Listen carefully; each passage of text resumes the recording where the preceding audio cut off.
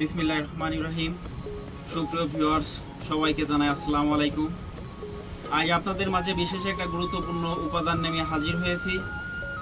আমাকে হোয়াটসঅ্যাপে মেসেঞ্জারে অনেকেই কল বা SMS দিয়ে বলছে যে গরুর মুখে অরুচি, গরুতে খাবার খেতে চায় না। আসলে অনেক সময় খাবারের সমস্যার কারণে গরুতে খেতে চায় না।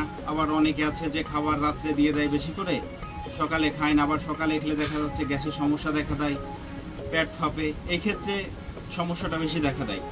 তবে সমস্যার সমাধান হবে ইনশাল্লাহ। জাইমোভেট পাউডার জাইমোভেট পাউডার এটা 20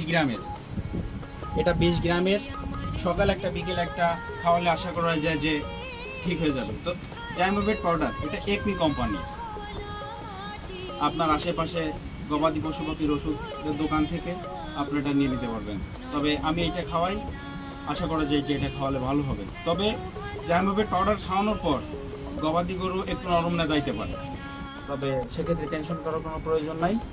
আশা করা যায় ঠিক হয়ে যাবে।